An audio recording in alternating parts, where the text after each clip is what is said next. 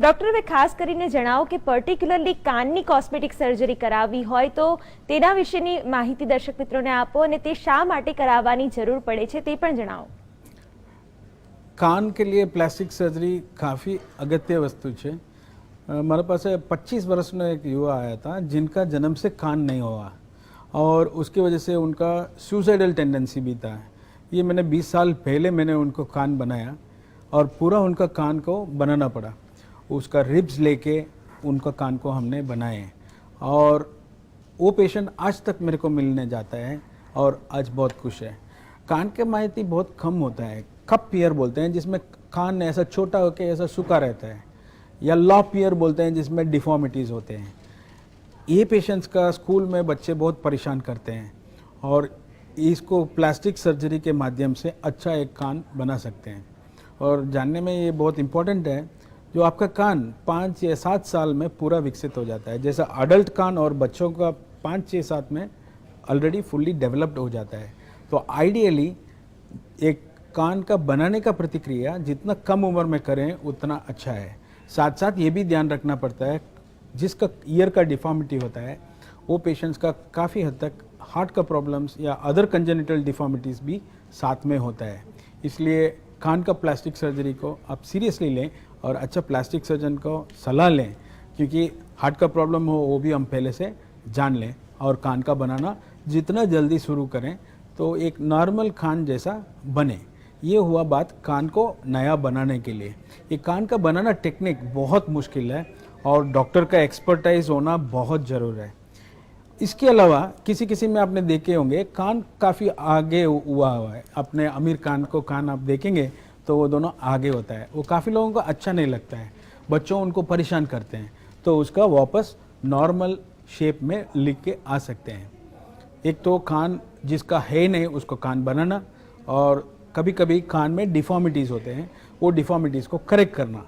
तीसरा common problem है ladies का, जो ईयर रिंग्स पहनाते हैं उसके वजह से ईयर लोब्यूल बड़ा हो जाता है, कभी कभी फट भी जाता है पूरा, तो ये ईयर लोब रिपेयर भी कान कॉस्मेटिक सर्जरी में गिना जाता है।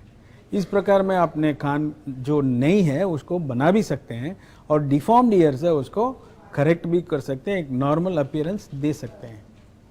जी बिल्कुल डॉक्टर, હવે વાત કરીએ આંખની તો આંખને શરીરનું ખૂબ જ સેન્સિટિવ અંગ માનવામાં આવે છે, ત્યારે આંખની કોસ્મેટિક સર્જરી એટલે શું અને તે ક્યારે કરવી પડે છે, કયા પ્રકારની આંખ હોય ત્યારે આ સર્જરીની જરૂર પડે છે તે વિશે જણાવો। आंख का बहुत अगत्य वस्तु है, इसका कॉस्मेटिक सर्जरी और रिकन्स्ट्रक्टिव सर्जरी दोनों इम्पॉर्टेंट है। कभी कभी आपने देखे होंगे फेस का लकवा बोलते हैं, एक साइड खींचा हुआ होता है, वो खींचा हुआ साइड एक्चुअली नॉर्मल साइड है, जो लूज है वो फेशियल नर्व पैरालिसिस की वजह से लूज रहता है और पेशेंट हंसते समय बोलते समय मुंह एक साइड में खींचा जाता है। इससे ज़्यादा सीरियस ये है आंख पूरा बंद नहीं होता है, इसके वजह से ड्राइनेस ऑफ द आइज़ होते हैं। जैसा पेशेंट रात को सोते हैं तो भी एक आंख ऐसा खुला रहता है, तो इसकी वजह से आंख कंटिन्यूसली ड्राई होके विजन लूज करने तक भी आ सकता है। तो ये पेशेंट का आंख को बंद रहें और आंख का पापड़ी ऊपर नीचे जाएं, ऐसा रीएनिमेशन सर्जरी हम कर सकते हैं। इसका फेशियल पैल्सी रिकन्स्ट्रक्टिव सर्जरी बोलते हैं। दूसरा टोसिस, किसी किसी को आपने देखे होंगे नॉर्मली भी ऐसा रहते हैं तो आंख बंद बंद रहते हैं, उनका आइज़ खुलता नहीं है पूरा, तो उनका स्पेशल एफर्ट करना पड़ता है। आईब्रोज का मसल्स जो फ्रंटल मसल्स हैं उसको यूज़ करके आंख को खुला रखना पड़ता है, इसका टोसिस बोलते हैं। ये टोसिस करेक्शन सर्जरी भी रिकन्स्ट्रक्टिव प्लास्टिक सर्जरी में गिनाई जाते हैं। इसके अलावा आंख को खूबसूरत दिखाने के लिए, जैसे कि आंख के नीचे स्वेलिंग हो, आंख के सीधे ज़्यादा लूज स्किन हो, क्रीसेस ज़्यादा पड़ता हो, अपर आईलिड का कभी कभी आपने देखे होंगे नीचे तक आ जाता है, इतना ही नहीं ब्रोस भी लूज होके नीचे तक आते हैं, तो पेरी ऑर्बिटल कॉस्मेटिक सर्जरी भी बहुत कॉमनली हम करते हैं। ये सिर्फ आंखों का प्लास्टिक सर्जरी करने से आपका उम्र काफ़ी कम दिख सकता है और देखने में भी अच्छा लगता है। ये ब्रोटोसिस जो बोलते हैं, ब्रो लूज होके आगे आ जाता है, तो ब्रोटोसिस की वजह से आपने साइड में या ऊपर देखने में काफ़ी मशक्क़त करना पड़ता है, तो ब्रो को ऊपर लेवल में फिक्स कर सकते हैं। तो periorbital and eyes plastic surgery बहुत इंपॉर्टेंट चीज़ है। वैसे ही फेशियल पैल्सी का भी सर्जरी प्लास्टिक सर्जरी के थ्रू आपका आंख का पर्दा काम करें, ऐसा कर सकते हैं। एट द सेम टाइम आपका बैलेंस ऑफ स्माइल, आप जो स्माइल करते हैं तब एक साइड में खींच जाता है, उसको भी नॉर्मल रिस्टोर कर सकते हैं। टोसिस का भी कॉस्मेटिक सर्जरी काफ़ी उपयोग में आता है। જી બિલકુલ ડોક્ટર, અન્ય એક ઇમ્પોર્ટન્ટ વસ્તુની વાત કરીએ તો માણસનું હાસ્ય, અને ખાસ કરીને ગર્લ્સમાં એવી ડિમાન્ડ વધારે હોય છે કે એક બ્યુટીફુલ સ્માઇલ તેમના મોઢા પર હોય, તો હોઠની પ્લાસ્ટિક સર્જરી વિશે દર્શક મિત્રોને સમજ આપો। बिल्कुल, काफ़ी पेशेंट्स हमारे पास आते हैं जिनका होठ बहुत पतले हो और वो चाहते हैं उनका होठ फुल रहें और एक पॉट मिले। तो इसका 2-3 प्रकार में हम कर सकते हैं। एक तो हम फिलर्स यूज़ कर सकते हैं, जो स्टैंडर्डाइज प्रोडक्ट्स अवेलेबल है, उसको इंजेक्शंस के माध्यम से हम देके एक अपर लिप का फुलनेस हम दे सकते हैं, और लोअर लिप्स का भी अच्छा एक शेप फिलर्स के थ्रू हम दे सकते हैं। जो नेचुरल अपना खुद का बॉडी का फैट यूज़ करके भी सेम इफेक्ट हम दे सकते हैं। इतना ही नहीं, वो जो पॉट बोलते हैं, जैसा होठ ऊपर की तरफ एक अट्रैक्टिव अपीयरेंस देता है, उसका भी हम बोटॉक्स और फिलर्स का कॉम्बिनेशन करके सेलेक्टिवली सर्टन मसल्स को डीएक्टिवेट करके फुलनेस और पॉट भी दे सकते हैं, जिसका आपका अपीयरेंस ज़्यादा बेहतर लगे और आप स्माइल करेंगे तब एकदम नेचुरल और ब्यूटीफुल स्माइल मिले। જી બિલકુલ ડોક્ટર, બીજી એક ટર્મિનોલોજી વિશે આપને પૂછવા માંગીશ, અનવોન્ટેડ હેર, એના માટે પણ પ્લાસ્ટિક સર્જરીમાં કોઈ મેડિકલ ઓપ્શન્સ અવેલેબલ છે, તે વિશે જણાવો।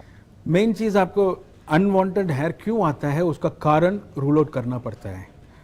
Treating the symptom is not the thing, finding out why it ऐसा करें, क्यों ये होता है। काफ़ी सारा लेडीज़ में हमको इन्वेस्टिगेशन में पता चलता है उनका पॉलीसिस्टिक ओवरियन डिसीज़ PCO है। तो अनवांटेड फेशियल हेयर से ये बहुत कॉमन है। इसके अलावा thyroid problems, other endocrine problem से भी ये होता है। तो हम कॉज को पहले डायग्नोस करते हैं, फिर नॉर्मली है ये सब कंडीशंस रूल्ड आउट है, then we should go about removing the unwanted facial hairs. इसका सबसे बेस्ट मेथड है यूज़ ऑफ लेज़र्स। हमारे सेटअप में हम IPL यानी intense pulse light lasers along with RF radio frequency दोनों को कंबाइन करके एक E-लाइट करके मशीन यूज़ करते हैं। इसमें आपकी बाल जहाँ भी अनवांटेड है उसको हम ईजिली निकाल सकते हैं। ये जानना बहुत ज़रूरी है, आपका बाल जितना डार्क और जितना थिक है उतना अच्छा रिजल्ट मिलता है। आपकी बाल बहुत फाइन है और बहुत थिन है या ग्रेइश है तो उसमें रिजल्ट कम मिलता है। इसीलिए हमने कंबाइन किया है रेडियो फ्रीक्वेंसी को IPL के साथ, जो ये थिनर हेयर्स को भी निकालने में सक्षम रहे। तो best method for hair removal is using your lasers. જી બિલકુલ ડોક્ટર, જ્યારે પ્લાસ્ટિક સર્જરીની વાત આવે છે ત્યારે લોકોમાં એવી ગેરમાન્યતા પ્રવર્તતી હોય છે કે તેનાથી એક આર્ટિફિશિયલ ફેક લુક મળતો હોય છે, તો તે માન્યતાનું આપ કઈ રીતે ખંડન કરશો? बिल्कुल, ये बहुत ज़रूरी है।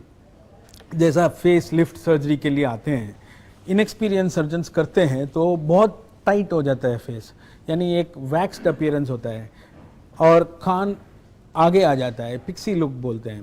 तो ये बहुत ज़रूर है, आप बोटॉक्स करो या फिलर्स करो या कोई भी फेशियल प्लास्टिक सर्जरी करो, जो एक्सपीरियंस प्लास्टिक सर्जन है उनसे आप करेंगे तो आपका ये अननेचुरल लुक नहीं मिलेगा।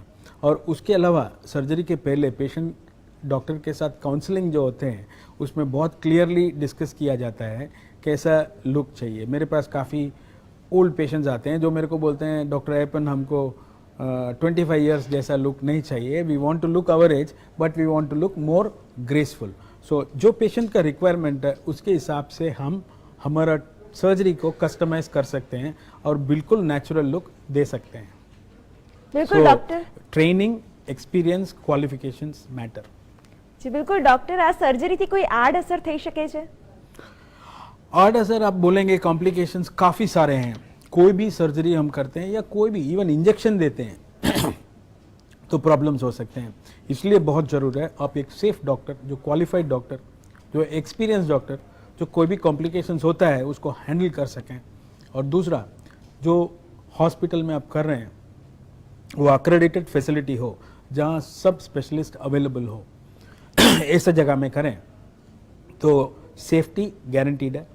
एनेस्थीसिया का टीम अच्छा है। तो it is very very important, आप प्लास्टिक या कॉस्मेटिक सर्जरी करने के पहले कौन सा डॉक्टर और कैसे हॉस्पिटल में आप करें उसमें ध्यान दें। જી બિલકુલ છેલ્લે આપની પાસેથી જાણવા માંગીશ કે આપણે ચહેરાની પ્લાસ્ટિક સર્જરી વિશે વાત કરી તો આ અંગે આપ દર્શકોને શું સલાહ કે ટિપ્સ આપશો? मोस्ट इम्पॉर्टेंट, आप जैसे भी हो आप खूबसूरत हो उसको आप महसूस करें। सेकंड, आप काफ़ी सारा पानी पिए। पानी ज़्यादा पीने से आपका स्किन बहुत अच्छा रहता है। सिगरेट या अल्कोहल अवॉइड करें क्योंकि सिगरेट और अल्कोहल आपका स्किन का बहुत अफेक्ट करते हैं। इसके अलावा रेगुलर एक्सरसाइज करें, साइकिलिंग करें। साइकिलिंग बहुत अच्छा और बहुत बढ़िया एक्सरसाइज है जो आपको यंग और यूथफुल रखता है। मेन चीज़ ये है आपका डाइट में ध्यान दें, हाई प्रोटीन डाइट खाइए, दिन में 4-5 बार इवनली डिस्ट्रीब्यूट करिए और सबसे अच्छा स्ट्रेस फ्री लाइफ जिए और 8 आवर्स ऑफ स्लीप बहुत ज़रूर है।